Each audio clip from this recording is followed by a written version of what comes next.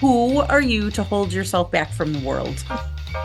We both had epiphanal moments that changed the trajectory of our careers, of our lives. Those pivotal moments where it could crush you or you rise up. And we both were like, I'm rising up. It's hard to look the devil in the eye and say thank you. You're not going to get anywhere else what we're bringing together here. So here we go. Here we go. So how are we going to start this episode? Let's start with a question. A question. Yeah. I like questions. Okay, let's Questions try. make you think. So we're going to talk about change. So have you ever just thrown yourself into a change? Have you been successful at it? Have you not been successful at it? I know for me, like I love change. I'm one of those unicorns. I love change. I had a boss tell me one time, if you like change so much, you go first. Yeah. But I often throw myself into change. And sometimes it works okay and sometimes it doesn't. And what I've realized is when it doesn't is when I have neglected to prepare for change. So when you've made a choice to throw yourself into change. Okay. Yes. Because there's a big difference between choosing to make a change and Indeed. having to make a change. Having it thrown at you. Yes, exactly. Yes. Interesting, right? Throw yourself in or Yeah. be thrown into. Yeah. And I think that it's important to recognize that those conditions exist. I mean, I might choose, it's the new year. We're all making, let me say it differently. We're not making resolutions. We're considering that there's opportunities for change. Yes. That is good stuff that we can choose to make. So there are things that I want to change. I want to because I want to because I have to. But I'm making the choice to do it. And then there's another side that says, I have to, and I don't want to. And I don't want to. What is the vegetables? Eating your vegetables? It's like eating vegetables when you're a kid. I don't want to. Right. So I have to, and I don't want to. And there's a different feeling. There's a different set of impacts. Both those things, feelings and impacts. So in the areas of impact, what can a change affect? Mentally, physically, financially, spiritually. Did I already say emotionally? Emotionally. Yeah. So when we think about the impacts a change is going to have, and we're just talking about because it's about me. Yes, because we will in the next episode get into the fact that no change you make is ever done without an impact on somebody else. Right. And one of my favorite sayings is you cannot touch the web without making the spider. So in that the relationship web that we have around us, whether or not it's family, friends, coworkers, church, community, you make a change. It affects more than just you. Absolutely. And we're gonna have some fun chewing on that in the next episode. So if you have to make a change, what does that feel when it's coming from the outside? What are the kinds of emotions and mental tricks that we play when something comes at us and we have to make a change that we would not choose to make? Right. And how do we prepare for that? Right. It's difficult when it's thrown at you and it's something that you immediately want to resist, right? And by nature, a lot of people just resist change, whether they want it or not. It's scary change. But I think about throughout my career, all the changes that were just forced on you, whether it was a reorganization, a new leader, a new process, a new technology. Sometimes those things are easy to go, okay, that makes sense. And sometimes is change just for the sake of change. That's for me personally when I have a hard time buying in. It works fine. we're hitting our numbers, we're exceeding our numbers or whatever, but we're going to change it anyway. And somebody can't explain or give the rationale for change that makes sense to me, it's hard for me to then be all, yeah, let's go. Yeah. Buy in. I'm on board, Yeah. whatever it is. Yeah. And as a leader, that provokes problems. If I'm not on board and I've got to rally my team to get on board, it's really hard. yeah, it's near impossible. Yeah. And we both could go on about the whole notion in terms of change in an organization and the accountability leadership has to discuss, to explain, and to expose the fact that it's going to be hard. It's going to be messy, and we know it. Yeah. And you're not going to be penalized for the fact that we are changing things up. Right. I can't wait for us to be able to dive deeper into that work. But when we're talking about just me, just us, just you as an individual, the struggle with having to make change when it's thrown at you is so huge. I have an associate who had a great relationship with the mother-in-law. They were best buds, and something happened to the mother-in-law's health in the sense that it ended up being dementia. She turned from being a friend and an ally to accusing this person, stealing from her, and then trying to turn the rest of the family on this person who had done nothing. And so now she's got this huge issue that she was thrown into this change of a relationship that had stood the test of time, and it was family. And you think about, oh my gosh, how do you prepare for something like that? So what are some of the things that we can do, especially when we're thrown into a change that isn't of our own making, isn't of our own doing, and wouldn't be something we choose? Right.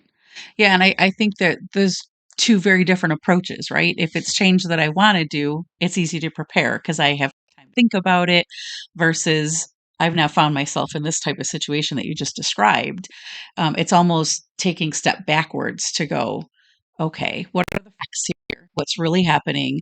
And try to separate the emotions out of that. Because I would imagine for this associate, that was incredibly emotional. Powerfully painful. Yeah. Yes. And so to be able to separate the emotions out of that and really look at the facts of this person has mental decline, there's whether it's Alzheimer's, dementia, there's some mitigating factors there. And to try to be able to offer grace for that human, difficult, and yet that can help. And then being able to approach the family members, and just kind of think through, if you were that family member, what would you want to know? How would you handle that situation? And really recognizing that this isn't on you. This isn't your fault. And it's something that you're going to have to manage going forward, and what puts everyone in the best position. I think that speaks very loudly to the fact, and I can't help but harken back to the days when I first met you and you were teaching crucial conversations as one of Vital Smart's master trainers.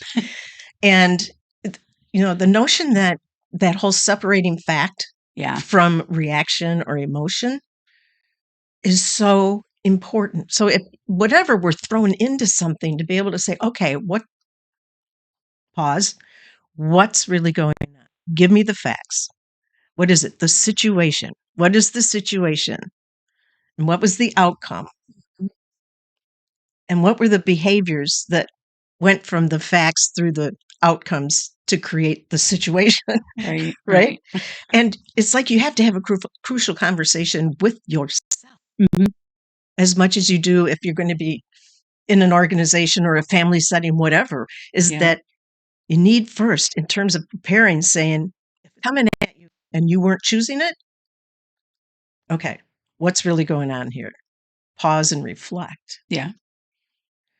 And then use those facts as the next step on the ladder to getting to, okay, what am I going to do? Exactly. And self-reflection, I think, is one of the most underutilized leadership skills. Not, I mean, again, I'll go back on my tangent of everyone's a leader. I'll probably say that in every single episode.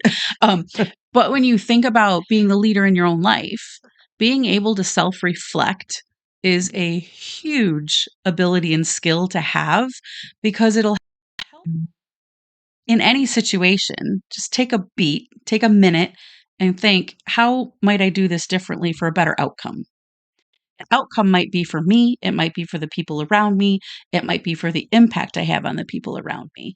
And thinking about your associate situation is, this horrible thing has started to happen.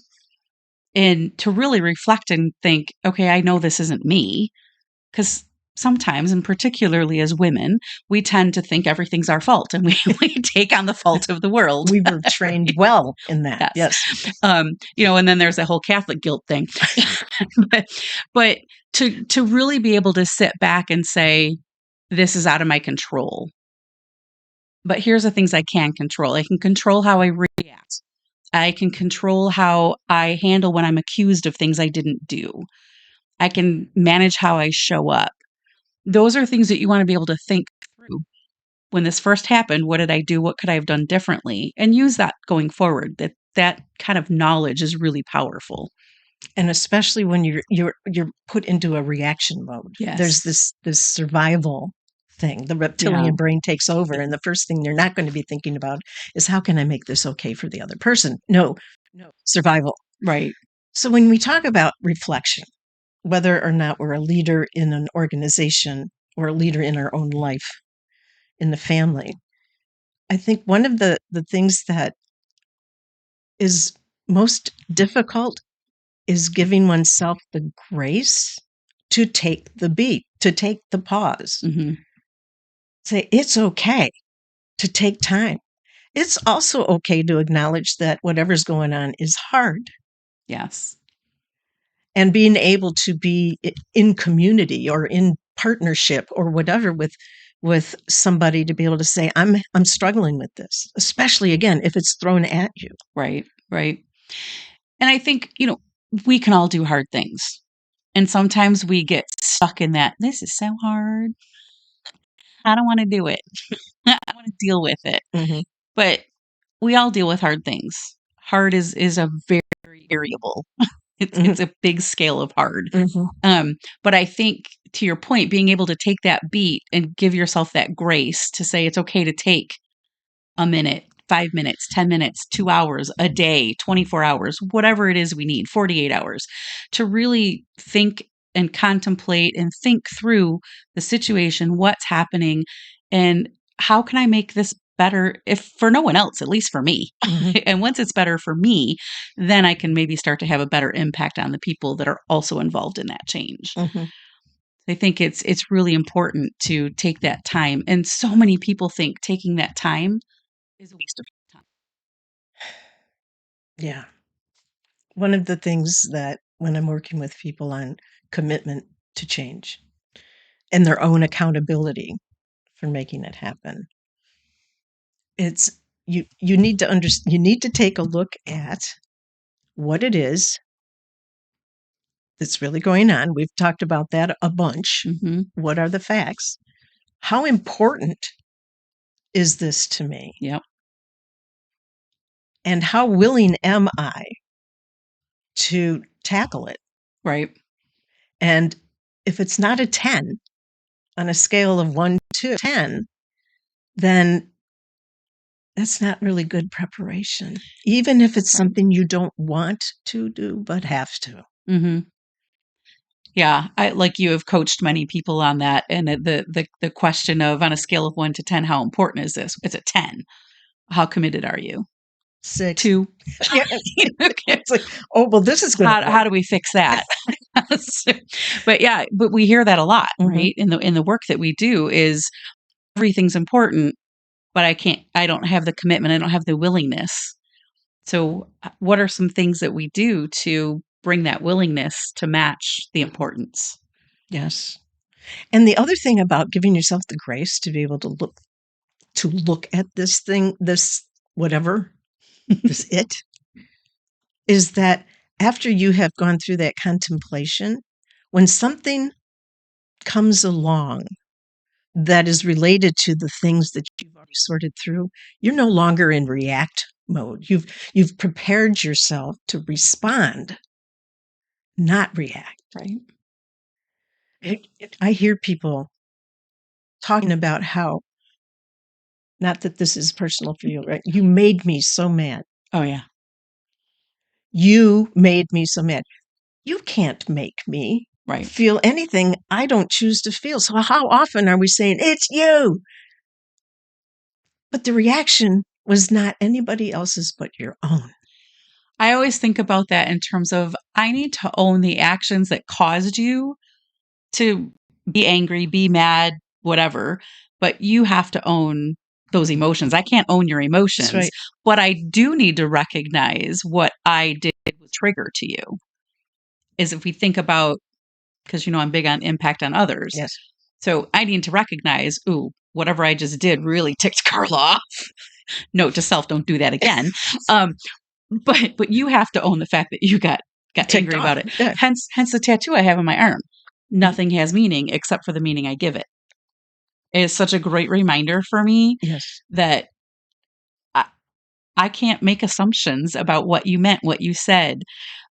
Just the other day, someone had said something to me and I thought, it's pretty rude. And I stewed on it. And then I called the person the next day and I said, when you said to me, you all love yourself, that was really bothersome to me because I'm not the kind of person that gets full of herself. And she said, oh my gosh, I didn't mean it like that. I just meant you were doing some work and it was really cool and you should be proud of yourself. I'm like, well, proud of yourself and full of yourself are two totally different things. But it's how language gets in the way. Yeah. And so there's, I forget where I picked it up, but it's like, I'm 100% responsible for what I say and for what you hear. I can't do anything about what darn thing about it. What you do with what you hear. Exactly. But if it's important enough for me to waste your time and the precious oxygen to make a statement, to declare something, to say something, then it's incumbent on me to make sure that what I said and what you heard were together. And I'm imagining there's one person who might be hearing this right now saying, oh, geez, come on. I can't be responsible for everybody. We're not suggesting that. Right. That's not at all what we're suggesting. But I think it is important to recognize impact you have on other people. And sometimes there's nothing we can do about that. There's people that are super sensitive. There's people that are not at all sensitive. There's people that just let everything roll on. People that aren't even listening to what you say. And they don't care what you have to say. I can't possibly be responsible for all of that. No. But what I do have to be responsible for is at the end of the day, were my words and actions and behaviors worthy of respect? It's a question I ask myself every single night. And that sounds like a great takeaway from a conversation about preparing for change. Is that we really don't know where it's going to be coming from or when. We don't know if it's something we choose or something that's foisted upon us.